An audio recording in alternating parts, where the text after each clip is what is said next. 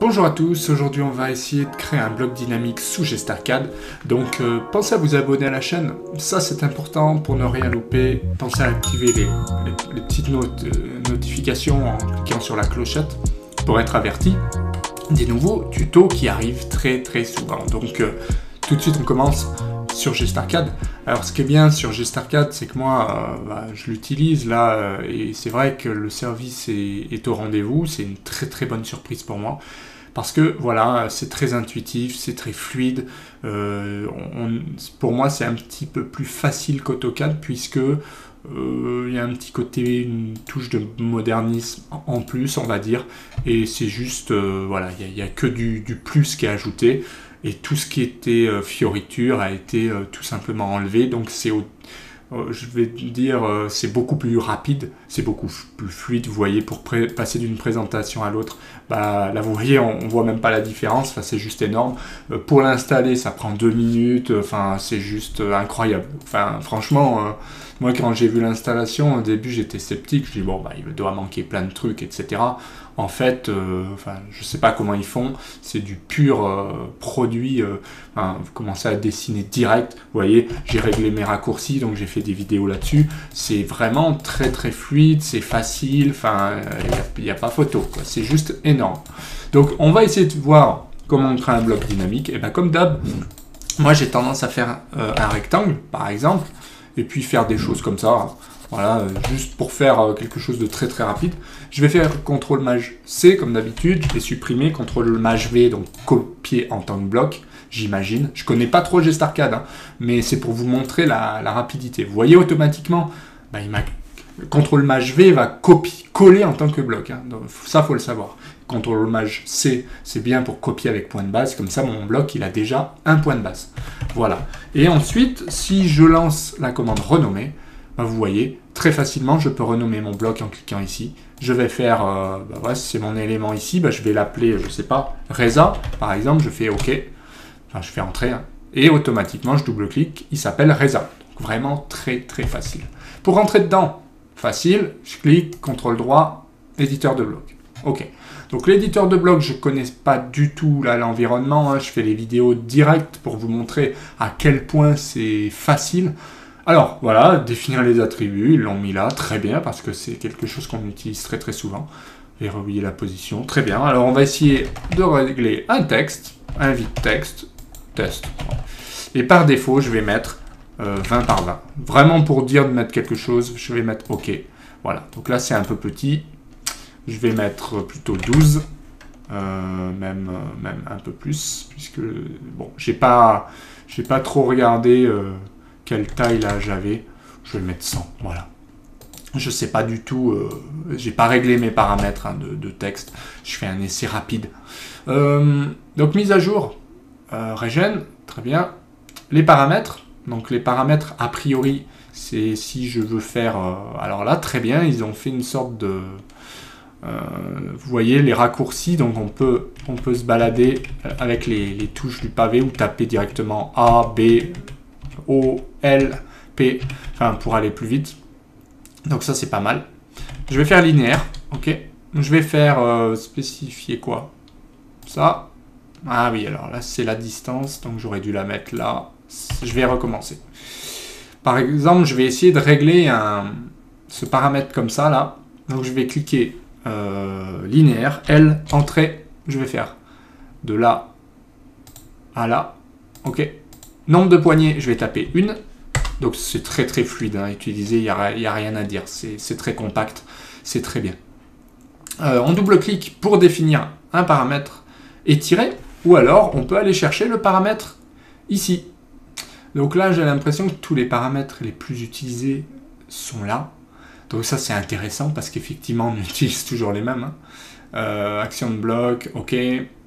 Donc sinon, le mieux, c'est de double-cliquer ici et on fait T comme étiré, là, parce qu'il me le propose. Je sélectionne l'objet, je fais entrée, je sélectionne la distance entre les deux colonnes, donc ça m'étonne, je fais retour arrière parce que j'ai l'impression que là il me propose plutôt du réseau, alors que moi je voulais, ah oui, alors faut taper ET, Vous voyez, je n'avais pas sélectionné le bon. Ou on clique ici, hein, ça va plus vite. Je vais sélectionner ça, je vais faire entrer, échelle. Alors, c'est pas non plus l'échelle pour moi. Donc, vous voyez, les paramètres sont intéressants. Mais là, je me suis trompé. Donc, j'ai double-cliqué et ce que je vais faire, c'est le retirer, tout simplement. Voilà. Alors, je sais pas. Est-ce que les actions, on peut facilement les enlever? Je pense que oui. Je pense que oui. Si je clique ici, ok. Donc je connais pas trop, mais moi ce que je voudrais faire, c'est enlever des actions. Donc j'essaye de voir ce qu'on peut faire. Vous voyez l'échelle. Enfin moi je voulais prendre étirer. Sélectionner les objets. Ok. Échelle 1. Alors je sais pas. Je pense que effectivement ça va marcher. Donc ce qu'on va faire, c'est qu'on va tester le bloc, tout simplement. Donc on va l'enregistrer ce bloc. Hein. On va l'enregistrer et on va fermer le bloc. Voilà. Donc là j'ai créé un paramètre, mais effectivement là vous voyez il me fait une échelle et c'est pas vraiment ce que je voulais. Alors je vais retourner dedans et comme c'est pas échelle, ce que je vais faire le plus simple, c'est que je vais supprimer et je vais refaire un paramètre comme ça. Donc c'est un paramètre linéaire. Et si je veux aller plus vite, je fais directement étirement. Je vais faire sélectionner. Ouais, alors voilà, c'est pour ça que je me suis trompé. C'est un petit peu différent sous GestArcade, vous voyez. Mais ça va très très vite quand même. Si je fais linéaire, je refais mon paramètre en quelques clics. Donc ça va très vite. Simplement, je vais faire ici. Je vais sélectionner ça. Voilà. Donc là, au moins, point de départ. Ok, donc je vais recommencer. Je vais ajouter un paramètre, celui-là. Donc je clique ici, j'ai pas été au bout. Donc je fais ça, ça, voilà. Et j'indique mon point. Donc là, si je fais enregistrer, oui, fermer, ça devrait, cette fois-ci. Voilà, vous voyez là, ça marche. Donc ça marche très bien. Il n'y a pas de souci. Voilà, ce qu'on peut dire sur les blocs, c'est que bah oui, c'est facile. C'est juste un petit peu différent, donc je me suis fait avoir au début. Parce que ce n'est pas, voilà, ce n'est pas tout à fait pareil. Quand on double-clique, effectivement, j'ai l'impression qu'on peut faire des choses. Mais ça, voilà, peut-être qu'il faut regarder, apprendre un peu plus. Mais le mieux est d'utiliser directement les paramètres qu'on a ici. Donc beaucoup de déplacements, beaucoup de choses. J'ai l'impression qu'il y en a même un petit peu plus. Alors peut-être que je me trompe. Mais en tout cas, ça, j'ai l'impression qu'il y a beaucoup de choses. Il y a là un ensemble de visibilité, par exemple.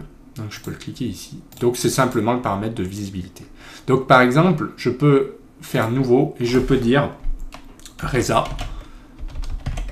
sans trait, par exemple. Donc je fais OK. Je fais masquer le trait, rendre invisible.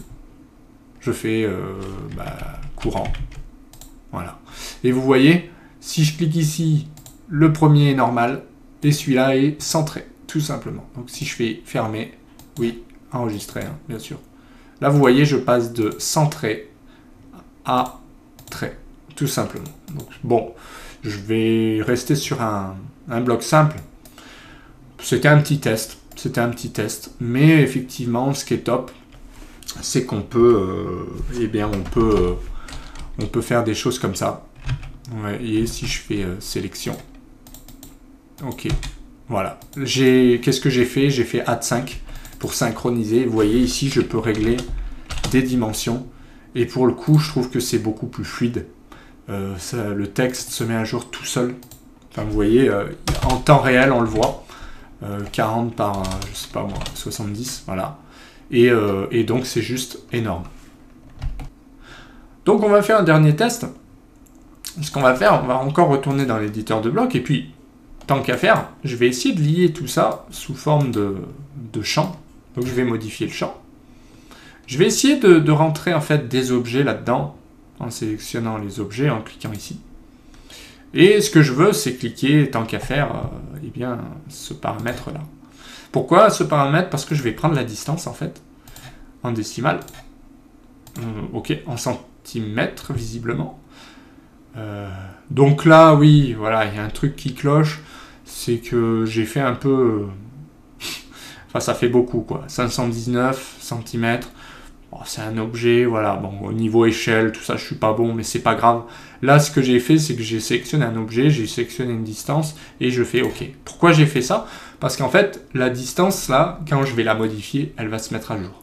En fait, je vais faire OK. Hein. Je valide. Donc, je double-clique pour vérifier, ça a l'air d'être bon. Quand je fais fermer, donc j'enregistre toujours. Eh bien, là, si je refais Add 5, avec 2T, Add 5, donc je sélectionne, voilà. Alors, je recommence. J'ai pas fait... alors, c'est un petit peu différent pour naviguer, si je fais sélection.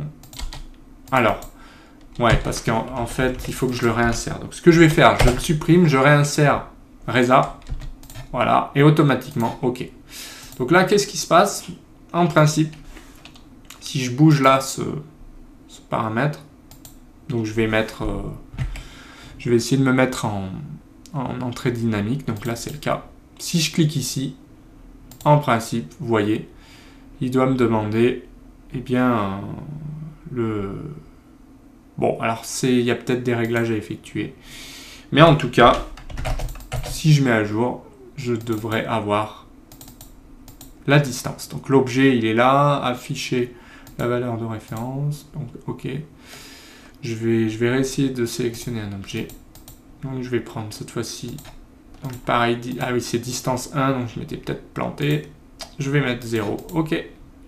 Voilà, donc là, ce que j'ai fait, c'est qu'en fait, si je bouge cette distance ici, et que je mets à jour, eh bien automatiquement, vous voyez, ça change. Si je clique ici, hop, j'ai fait plus grand. Si je fais plus petit, eh bien, ça change. Donc là, il n'y a pas vraiment de logique, mais imaginez que je fasse mon deuxième paramètre, je peux mettre une dimension de 338 par une autre dimension très facilement. Donc ça, c'est la création de blocs dynamiques sous GestArcade.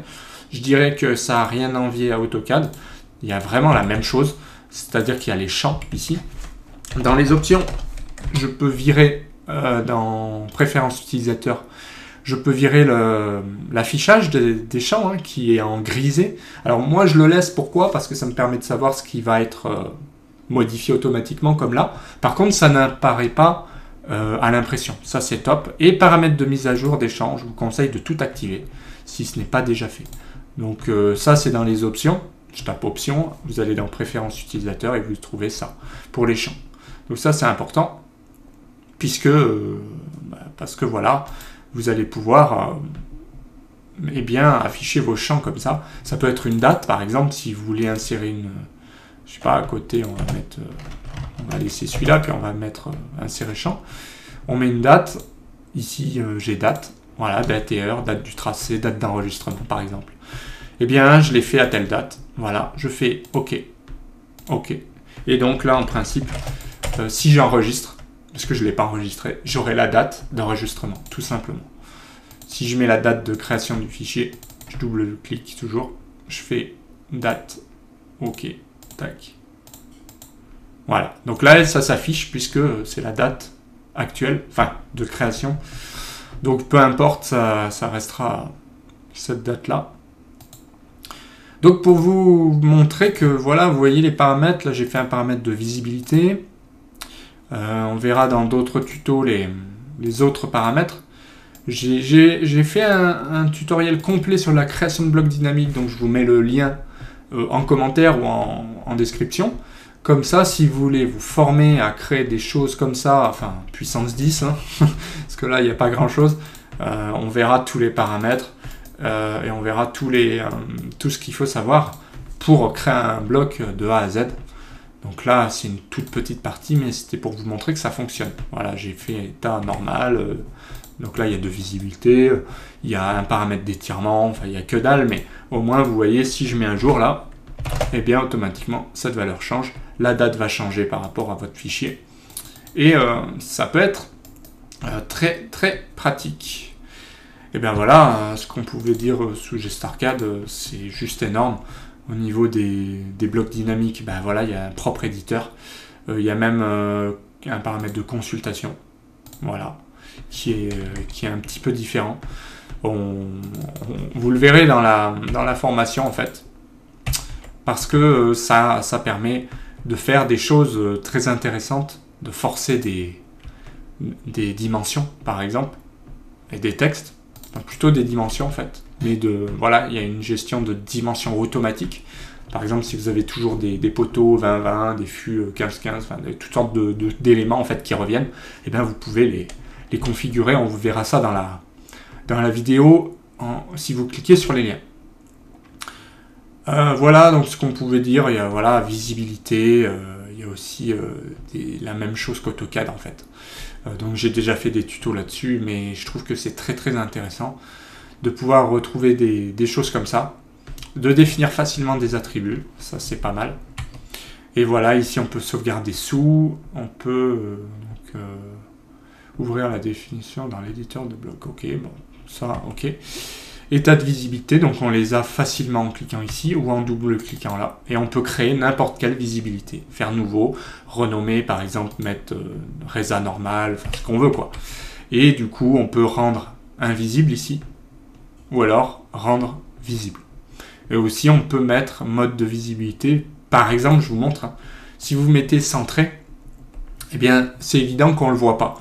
Donc, si demain, vous voulez rajouter des choses, mais que bah, là, on ne le voit pas, vous cliquez ici, mode de visibilité. Là, il apparaît un peu plus fin, mais ça veut dire que, eh bien, vous voyez, ici, on le voyait, ici, on ne le voit pas, mais si on veut le réafficher, on peut le sélectionner grâce à cette option, alors que là, on ne pourrait pas. Donc là, on clique ici, et on peut venir rendre visible à nouveau, tout simplement.